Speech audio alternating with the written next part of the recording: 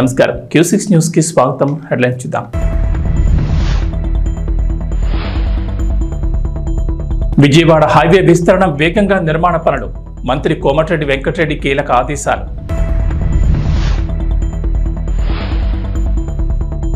తెలంగాణలో మంకీపాక్స్ కేసుల భయం. వైద్య ఆరోగ్య శాఖ మంత్రి కీలక ఆదేశాలు. మెడికల్ కిట్లు అందుబాటులో ఉంచాలని సూచన.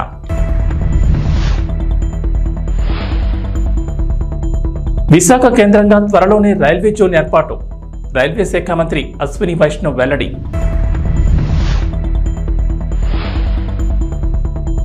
ఏపీలో ఉచితంగా డిఎస్సి కోచింగ్. ఏపీ మంత్రి స్వామి కీలక ప్రకటన.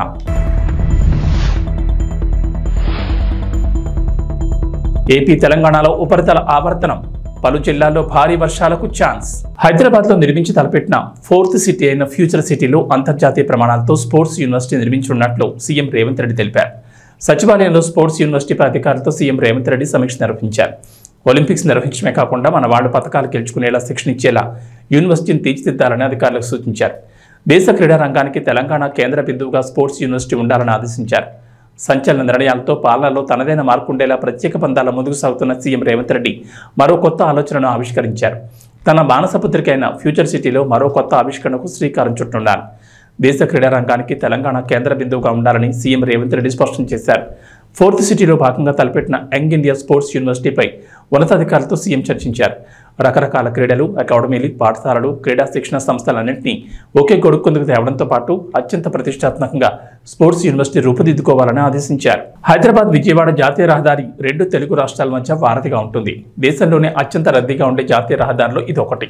నిత్యం వేలాదిగా వాహనాలు ఈ రహదారిపై ప్రయాణాలు సాగిస్తూ ఉంటాయి.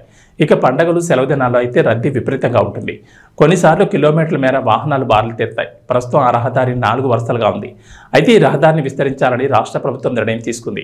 ఈ మేరకు తెలంగాణ రోడ్లు, భవనాల శాఖ మంత్రి కోమటిరెడ్డి వెంకటరెడ్డి పలుమార్లు కేంద్ర మంత్రి గడ్కరీని కలిసి రహదారి విస్తరణపై చర్చించారు. రహదారి విస్తరణకు కేంద్రం నుంచి గ్రీన్ సిగ్నల్ వచ్చింది. రహదారిపై రోడ్డు ప్రమాదాలు ఎక్కువగా జరుగుతున్న నేపథ్యంలో రహదారి విస్తరణకు సిద్ధమయ్యారు. ఈ నేపథ్యంలో రహదారి విస్తరణపై మంత్రి కోమటిరెడ్డి వెంకటరెడ్డి కీలక అప్డేట్ ఇచ్చారు. విజయవాడ జాతీయ రహదారిని భద్రమైన మార్గంగా తీర్చిదిద్దామని స్పష్టం చేశారు. ఈ రహదారితో పాటు రాష్ట్రంలో మిగతా జాతీయ రహదారుల నిర్మాణం మరింత వేగవంతం చేయాలని అధికారులను ఆదేశించారు. సోమవారం సెక్రటరియట్లో జాతీయ రహదారులపై ఉన్నతాధికారులతో మంత్రి సమీక్ష సమావేశం నిర్వహించారు. హైదరాబాద్ విజయవాడ జాతీయ రహదారిని 6 వరుసలుగా విస్తరించేందుకు పనులు వేగవంతం చేసినట్లు చెప్పారు. సమస్య కాదు ఈ 17 స్పాట్లలో మీరు చూడండి, ఏదో ఒక స్పాట్ లో యాక్సిడెంట్ జరుగుతుంది. అందుకనే నేను గుర్తించి ఎంటబడి ఇన్ని అవంతరాల తర్వాత ఈ సమస్య పరిష్కారానికి దొరికిన 6 నెలల్లో ఈ పనులన్నీ పూర్తి చేస్తాం. అందుకనే పనులు జరిగే సమయంలో గ్రామాలకు వెళ్ళి రోడ్ల మీదకి వచ్చేవాళ్ళు కానీ, హైదరాబాద్ విజయవాడ నుంచి విజయవాడ టు హైదరాబాద్ రెగ్యులర్గా పోయే ఆర్టీసీ బస్సులు అనుకోండి, ప్రైవేట్ బస్సులు అనుకోండి, ప్రైవేట్ కార్లు కానీ జాగ్రత్తగా పోవాలని మ్యాక్సిమం సైన్ బోర్డ్స్ పెట్టిస్తున్నాను. పోలీస్ సిబ్బందిని ఏర్పాటు చేస్తున్నా, కాంట్రాక్టర్కి చెప్పిన, మా నేషనల్ హైవే సిబ్బందికి చెప్పిన, నా శాఖ అధికారులకు చెప్పిన, ప్రతి దగ్గర జాగ్రత్తగా స్పీడ్ బ్రేకర్లు వేసి మీరు పనులు నడుపుతప్పుడు డేంజర్ జోన్గా ఆడ పెట్టాలి. ఎందుకంటే రాత్రిపూట తెల్లొక యాక్సిడెంట్ అవుతుంది. అన్ని 17 చోట్ల కన్స్ట్రక్షన్ అవుతున్నాయి.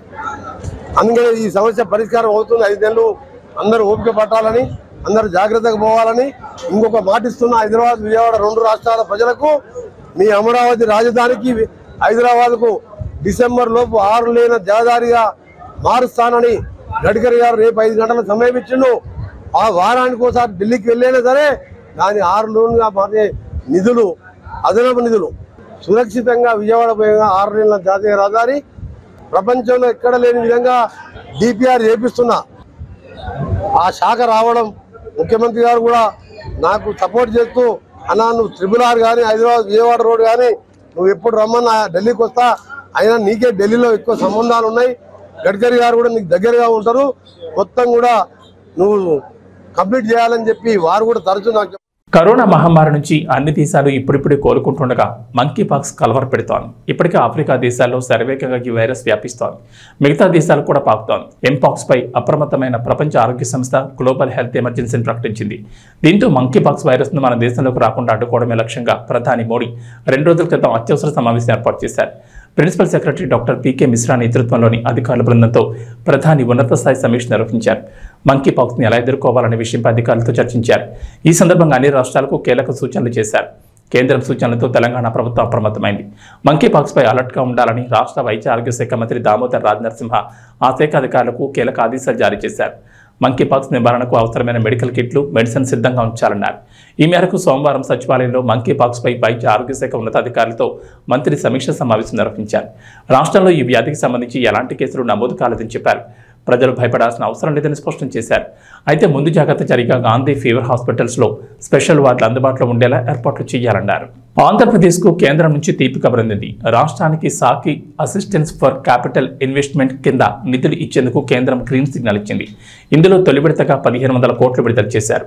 ఆర్థిక కష్టాల నుంచి రాష్ట్రాన్ని గట్టెక్కించడానికి ఏ మార్గాల్లో నిధులు రాబట్టాలన్న దానిపై ప్రభుత్వం కసరత్తు చేస్తోంది. రాష్ట్రానికి కేంద్రం నుంచి నిధులు తెచ్చుకునేందుకు ఉన్న అన్ని మార్గాలపై ఫోకస్ పెట్టింది. ఈ మేరకు ఇప్పటికే రాష్ట్ర ప్రభుత్వం ప్రతిపాదనలు పంపించింది. ఇప్పటికే రాష్ట్ర ఆర్థిక మంత్రి పయ్యావుల కేశవ్ 2 సార్లు ఢిల్లీ వెళ్లి కేంద్ర ఆర్థిక మంత్రి ఆ శాఖ ఉన్నతాధికారులతో మాట్లాడిన సంగతి తెలిసిందే. తాజాగా ముఖ్యమంత్రి నారా చంద్రబాబు నాయుడు కూడా ఢిల్లీ వెళ్లి నిధుల కోసం ప్రయత్నాలు చేశారు. మరోవైపు కేంద్రం అన్ని రాష్ట్రాల్లో మూలధన వ్యయం పెరిగే విధంగా ఒక ప్రత్యేక పథకాన్ని అమలు చేస్తోంది.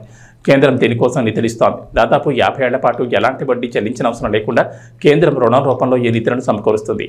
ఈ ఆర్థిక సంవత్సరంలో ఈ పథకం కింద రాష్ట్రానికి 2200 కోట్లు ఇచ్చేందుకు కేంద్రం అంగీకరించింది. సాకి కింద రూపొందించిన విధి విధానాల ప్రకారం రాష్ట్రం నుంచి ప్రతిపాదనలు పంపితే కేంద్రం ఆమోదిస్తుంది. ఏపీలో డిఎస్సికి సిద్ధమవుతున్న వారికి సాంఘిక సంక్షేమ శాఖ మంత్రి డోలా శ్రీ బాలవీరాంజనేయ స్వామి శుభవార్త చెప్పారు. త్వరలో డిఎస్సి, ఎస్సీ అభ్యర్థులకు ఉచితంగా శిక్షణ అందిస్తామని, అన్ని జిల్లా కేంద్రాల్లో 3 నెలల పాటు శిక్షణ ఇవ్వనున్నట్టు తెలిపారు. అంబేద్కర్ ఓవర్సీస్ విదేశీ విద్యా పథకంతో పాటు 2014-19 మధ్య టీడీపీ ప్రభుత్వ హయాంలో అమలైన అన్ని ఎస్సీ సంక్షేమ పథకాలను పునరుద్ధరిస్తామని మంత్రి చెప్పారు. గుంటూరు ఆచార్య నాగార్జున విశ్వవిద్యాలయంలో రాష్ట్ర సాంఘిక సంక్షేమ శాఖ అధికారులతో మంత్రి సెమినార్ సమావేశం నిర్వహించారు. సాంఘిక సంక్షేమ శాఖ వసతి గృహాలు, గురుకులాల్లో చదువుతున్న పిల్లలకు ప్రతి నెల హెల్త్ చెకప్ నిర్వహించాలన్నారు. చదువులో వెనుకబడిన విద్యార్థులకు ప్రత్యేక తరగతులు నిర్వహించాలన్నారు. ఎన్ఐటి, ఐఐటి, నీట్, ఇంజనీరింగ్ సీట్లు సాధించేలా బోధన ఉండాలని చెప్పారు. మారుమూల ప్రాంతాల్లోని గురుకులాల్లో ఒప్పంద, పొరుగు సేవల ప్రాతిపదికన సిబ్బందిని నియమిస్తామన్నారు మంత్రి. రాష్ట్రంలో ప్రతి వసతి గృహంలో అంబేద్కర్ జగిత్చి ఉన్న ఫోటోలు ఉండాలని సూచించారు. అక్కడ విద్యార్థులకు వారి పుస్తకాలను పంపిణీ చేస్తామని, హాస్టల్స్లోని సీట్లన్నీ సెప్టెంబర్లోగా భర్తీ చేస్తామని అన్నారు. ప్రతి వసతి గృహంలో 6 సీసీ కెమెరాలు ఏర్పాటు చేస్తామని, అలాగే కాస్మెటిక్ ఛార్జీలను తిరిగి విద్యార్థులకే అందిస్తామన్నారు. ఆంధ్రప్రదేశ్లో టీచర్లకు ప్రభుత్వం శుభవార్త చెప్పింది. రాష్ట్రంలోని ప్రభుత్వ పాఠశాలలో టాయిలెట్ల ఫోటోలకు సంబంధించి కీలక నిర్ణయం తీసుకుంది. టీచర్లను శాశ్వతంగా ఆ బాధ్యతల నుంచి తప్పించారు. ఇకపై టాయిలెట్ల పరిశుభ్రతకు సంబంధించి ఫోటోలు తీసి యాప్లో అప్లోడ్ చేసే బాధ్యతలను విద్యాశాఖ, గ్రామ, వార్డు సచివాలయాలకు అప్పగించింది. రాష్ట్ర వ్యాప్తంగా ఇకపై ఆయా సచివాలయాలను education welfare assistant, ward education కార్యదర్శి ప్రతి సోమ, గురువారాల్లో పాఠశాలను సందర్శించి మరుగుదొడ్ల ఫోటోలు తీసి అప్లోడ్ చేయాలని ప్రభుత్వం ఉత్తర్వులు జారీ చేసింది. దీనికోసం పాఠశాల విద్యాశాఖ రూపొందించిన IMMS యాప్లో లాగిన్ అయ్యేందుకు సచివాలయాల్లో ఉద్యోగులకు అవకాశం కల్పించింది. అంతేకాదు బుధ, గురువారాల్లో స్కూల్ మేనేజ్మెంట్ కమిటీల చైర్మన్, సభ్యులు కూడా ఫోటోలు తీసి అప్లోడ్ చేయాలని ప్రభుత్వం సూచించింది. దీనికి సంబంధించి సమగ్ర శిక్ష SPD డోకా సీతమ్మ మధ్యాహ్న భోజన పథకం ఇన్ఛార్జ్ డైరెక్టర్ బి శ్రీనివాసరావు ఆదేశాలు జారీ చేశారు. కేంద్రంలో అధికారంలో ఉన్న ఎన్డీఏ కూటమిలో ప్రధాన పార్టీగా ఉన్న టీడీపీ ఏపీలో తిరుగులేని సీట్లతో అధికారంలోకి రావడంతో కేంద్రం నుంచి రావాల్సిన నిధులు, ప్రాజెక్టులు ఒక్కొక్కటిగా సాకారం అవుతున్నాయి. ఒకప్పుడు అవన్నీ కలలుగానే ఉండగా రెండోసారి చంద్రబాబు ప్రభుత్వం అధికారంలోకి రావడం, ఎన్డీఏలో భాగస్వామ్యం కావడంతో ఇప్పుడిప్పుడు అవన్నీ ముందడుగు వేస్తున్నాయి. ఈ క్రమంలోనే విశాఖ రైల్వే జోన్ ఏర్పాటుపై కేంద్ర ప్రభుత్వం ఆంధ్రప్రదేశ్ ప్రభుత్వానికి శుభవార్త తెలిపింది. విశాఖపట్నం కేంద్రంగా త్వరలోనే రైల్వే జోన్ ఏర్పాటు కానుందని రైల్వే శాఖ మంత్రి అశ్విని వైష్ణవ్ వెల్లడించారు. విశాఖపట్నం రైల్వే జోన్ ఏర్పాటు కోసం కేంద్ర రాష్ట్ర ప్రభుత్వాలు పూర్తి సమన్వయంతో పనిచేస్తున్నాయని పేర్కొన్నారు. విశాఖ రైల్వే జోన్కు సంబంధించి భూ కేటాయింపులు, ఇతర అంశాలపై ఆంధ్రప్రదేశ్ రాష్ట్ర ప్రభుత్వం నుంచి కేంద్ర ప్రభుత్వానికి పూర్తి సహకారం ఉందని అశ్విని వైష్ణవ్ స్పష్టం చేశారు. ఇక అతి త్వరలోనే రైల్వే జోన్ కేంద్ర కార్యాలయం నిర్మాణానికి అవసరమైన సన్నాహాలకు సిద్ధమవుతున్నామని చెప్పారు.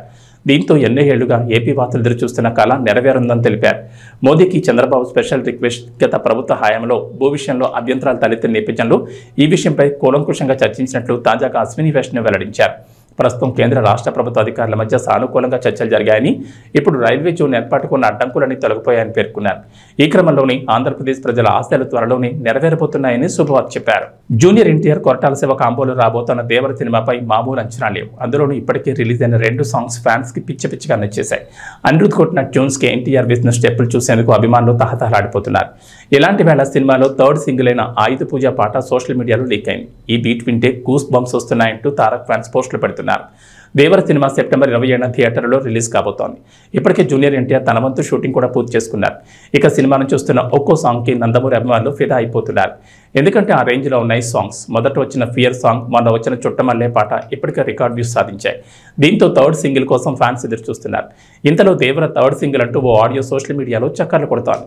నంద్యాల జిల్లా deputy inspector of Urdu academy డిఐగా షేక్ అజ్ముద్దీన్ను నియమించడం జరిగింది. ఈ సందర్భంగా మాట్లాడుతూ ఉర్దూ స్కూల్స్ మరియు మదర్సాలన్నింటినీ బలోపేతం చేయడం కోసం రాష్ట్ర న్యాయశాఖ అండ్ మైనార్టీ సంక్షేమ శాఖ మంత్రి ఎన్ఎండి ఫరూక్ మరియు జిల్లా విద్యాశాఖ అధికారి ఆదేశాల మేరకు ఈ పోస్ట్ ఇవ్వడం జరిగింది.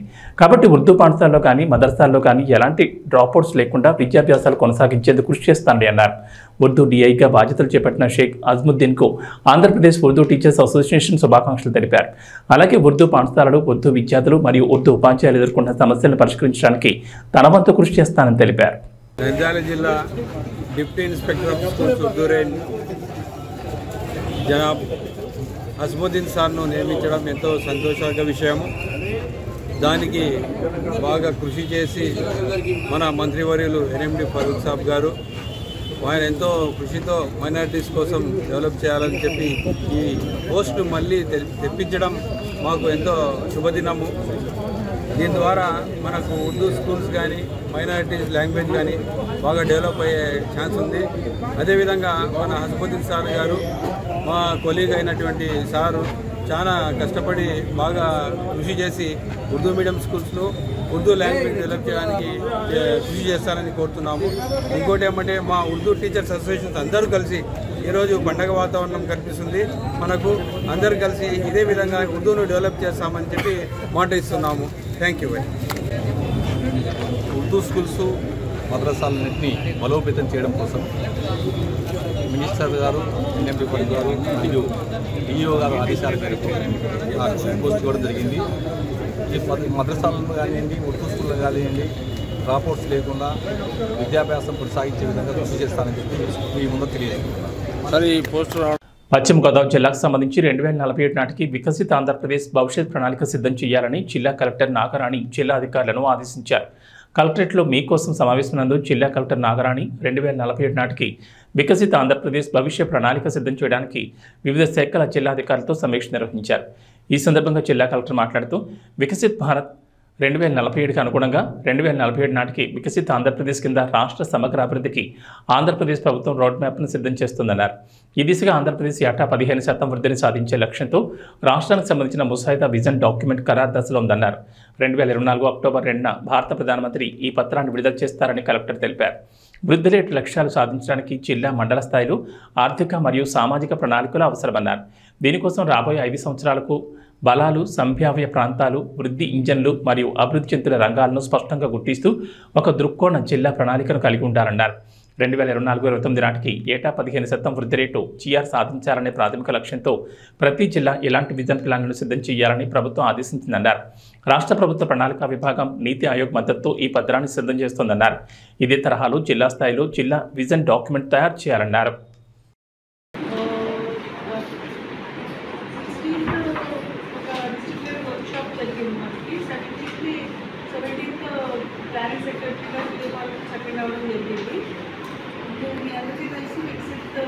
భారత్ 2047 లైన్స్లోనే మన వికసిత ఆంధ్ర 2047 ప్లాన్స్ చేసుకోవడానికి మండల లెవెల్ అవేర్నెస్ ప్రోగ్రామ్స్ అన్నీ కూడా సెప్టెంబర్ 1 నుంచి 15 అంటే మన సీఎం గారు కానీ ప్రైమ్ మినిస్టర్ గారు కానీ వాళ్ళు చెప్పారు ఏంటంటే ఈ ప్లాన్స్ అన్నీ కూడా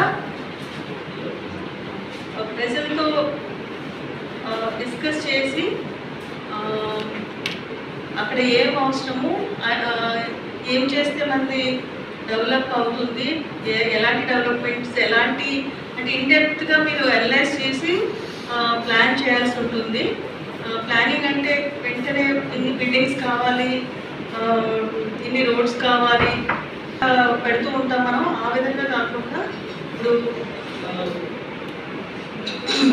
ప్రొడక్టివిటీ పెంచాలి అంటే మన ఇంటర్నేషనల్ ఒక క్రాప్ ప్రొడక్షన్ ఎట్లా ఉంది. For example paddy internationally highest yielding చోట ఎంత ఉంది, మన కంట్రీ ఎంత ఉంది, మనం ఎంత ఉంది అనేది చూసుకుని మనం అది అచీవ్ చేయడానికి ఏమైతే చేయాలి అనేది మైన్యూట్గా ఆలోచించి ప్లాన్ చేసుకోవాల్సి ఉంటుంది. అలాగే ఎవ్రీ సెక్టర్, డ్రింకింగ్ వాటర్ కానీ, రోడ్స్ అండ్ బిల్డింగ్స్ కానీ, ఎడ్యుకేషన్ కానీ ఈ విధంగా ప్లాన్ చేయాలి. ఇప్పుడు R&Dలో మనకి 216, 167 ఇవి 165 హైవేస్ ఆల్రెడీ కంటెంప్లేషన్ ఉన్నాయి మనకి. 165 తొందరలో అవుతుంది. కానీ ఇప్పుడు కొత్త జిల్లా దృష్ట్యా ఇంకా ఇప్పుడు కంప్లీట్ నెట్వర్క్ అనేది ఉండాలి. ఆ విధంగా మీరు ప్లాన్ చేయాల్సి ఉంటుంది. కాంప్రహెన్సివ్ ప్లాన్ కనుక మీరు ప్లాన్ చేసుకుంటే మనం ప్రజల్లోకి వెళ్ళే ముందు విలేజ్ స్థాయిలో, మండల స్థాయిలో మనము ఏ స్థాయిలో ఉన్నాము, మనం ఎక్కడ అచీవ్ చేయాలి అనేది మనం ఒక ఐడియా ఇస్తే ఆ విధంగా వెళ్ళడం జరుగుతుంది. లేకపోతే అక్కడ స్కూల్ లేదు, స్కూల్ కావాలి అని అంటారు.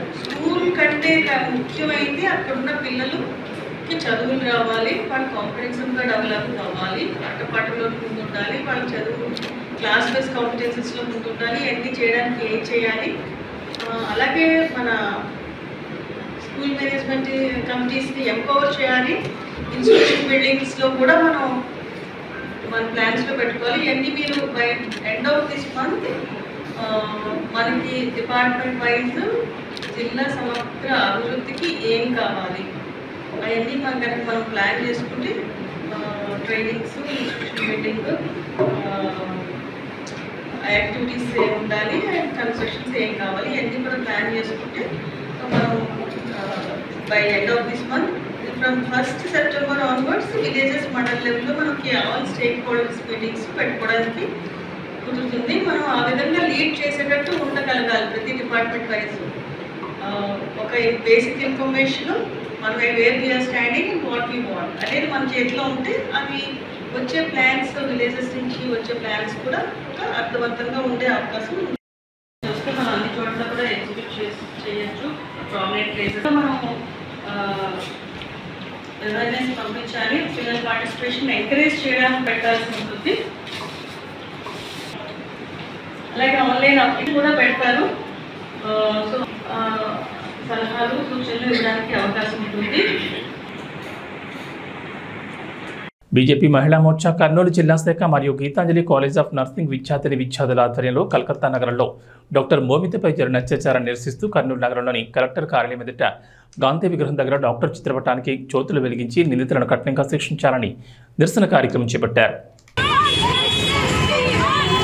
ఇండిపెండెంట్ కంట్రీ భారతదేశం అంటేనే స్వేచ్ఛ గల దేశం అని అందరికీ తెలుసు. అలాంటి దేశంలో ఆడవాళ్ళకి స్వేచ్ఛ లేకపోవడం చాలా బాధాకరమైన విషయము. ఎన్నో కళలు ఉన్న ఒక డాక్టర్ ఒక రోజు ఒక 4 గంటల్లో ఇలా జరగడము, ఆమె జీవితం అంతా నాశనం అవ్వడము మేము ఒప్పుకోము. ఆడవాళ్ళకి రక్షణ ఖచ్చితంగా కల్పించాలి. ఆడవాళ్ళకి అందరితో సమాన హక్కులు ఉన్నప్పుడు వాళ్ళకి ఎందుకు ఇట్లా న్యాయం ఇవ్వకున్నారు? వాళ్ళకి ఎందుకు ఇలా న్యాయం చేయకున్నారు? ప్రధానంగా మీరు ఏమడుగుతున్నారు?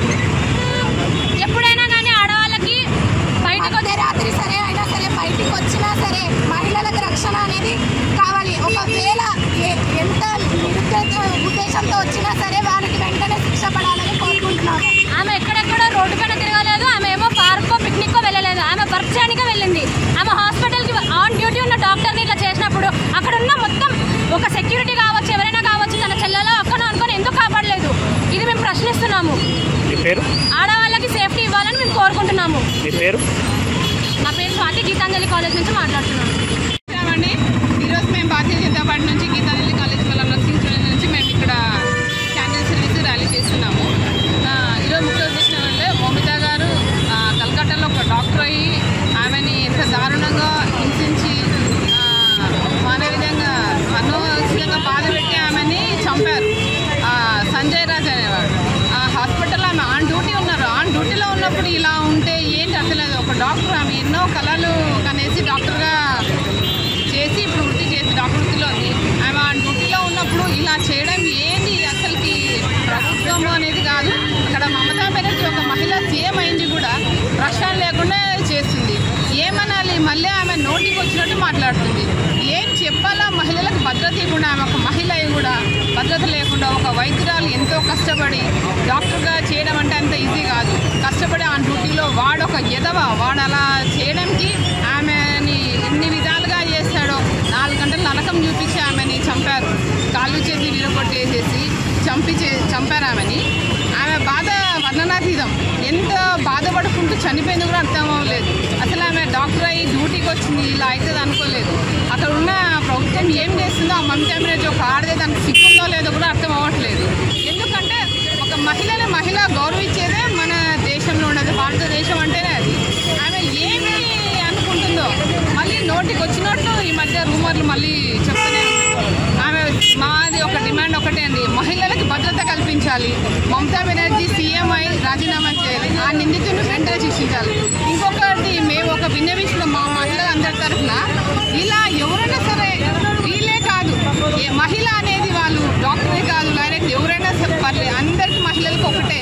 ఎవరైనా ఇలా చేశా అంటే వాళ్ళని నడి రోడ్డు మీద షూట్ చేసి పడేయాలి, లేకుంటే అప్పటికప్పుడు స్పాట్లో ఉదయం తీయాలి. ఈ కోర్టులు, శిక్షలు, లాయర్లు, జడ్జిలు ఇవన్నీ పనికిరావు. ఎందుకంటే ఎన్నో కేసులు ఎత్తినాయి ఇప్పటి వరకు, కానీ ఇంకా మారట్లేదు. ఏమంటే మీది తప్పు అన్నట్టు మాట్లాడతారు. కానీ ఒక మహిళ డాక్టర్ అయింది, ఆమె ఎన్ఐసీలో వాడు ఎదవగాడు, వాడు అలా చేశాడు. మేము డిమాండ్ ప్రభుత్వం చేసామంటే మమతా బెనర్జీ వెంటనే రాజీనామా చేయాలి. ఆమె మహిళ కూడా వేస్ట్ సీఎంగా ఉండడం. ఇలా ఇప్పుడే కాదు, ఎవడైనా ఏమైనా చేయని వచ్చే ప్రభుత్వాలు ఎవరున్నా పర్లేదు, కానీ మహిళలకు రక్షణ కల్పించాలి. ఇలా స్పాట్లో ఎవరు చేసినా ఎన్కౌంటర్ చేయాలి లేదా ఉరి చేయాలి. ఆ డిమాండ్ ఇదే. కర్నూలు జిల్లా మహిళా మోర్చా అధ్యక్షులు గొంతుల మాల్తి అండి. ఈరోజు మాకు ఇక్కడ సహకరించిన కాలేజ్ పిల్లలు, స్టూడెంట్స్, పార్టీ వాళ్ళందరికీ, పత్రికా మిత్రులందరికీ నమస్కారం అండి. జై శ్రీరామ్. ఇక వాతావరణ విషయానికి వస్తే ఏపీ తెలంగాణలో ఉపరితల ఆవర్తనం ద్రోణి ప్రభావం ఉందంటోంది వాతావరణ శాఖ. రాబోయే 3 రోజుల్లో రాష్ట్ర వ్యాప్తంగా వర్షాలు కురుస్తాయని అంచనా వేస్తున్నారు. వచ్చే 2.5 గంటల్లో కోస్తా, రాయలసీమల్లో పలుచోట్ల భారీ వర్షాలు కురుస్తాయని వాతావరణ శాఖ అధికారులు తెలిపారు. మంగళవారం శ్రీకాకుళం, విజయనగరం, మన్యం, అల్లూరి, అనకాపల్లి, కాకినాడ, కోనసీమ, తూర్పుగోదావరి, ఏలూరు, ఎన్టీఆర్, అనంతపురం జిల్లాలో భారీ వర్షాలు, మిగతా జిల్లాల్లో తేలికపాటి వర్షాలు కురిసే ఛాన్స్ ఉంది. తెలంగాణలో భారీ వర్షాలు కురుస్తున్నాయి. హైదరాబాద్ నగరంతో పాటు జిల్లాల్లో కూడా జోరు వానలు పడుతున్నాయి. ఈ క్రమంలోనే వాతావరణ శాఖ కీలక అప్డేట్ ఇచ్చింది. మరో 4 రోజుల పాటు రాష్ట్రంలో భారీ వర్షాలు కురిసే అవకాశం ఉందని వాతావరణ శాఖ అంచనా వేసింది. ఈ నేపథ్యంలో భారీ వర్ష సూచన ఉన్న పలు జిల్లాలకు ఎల్లో అలర్ట్ జారీ చేసింది. ఆయా జిల్లాల ప్రజలు అప్రమత్తంగా ఉండాలని అధికారులు సూచించారు. ఏబీ బులెటిన్ విశేషం. నమస్కారం.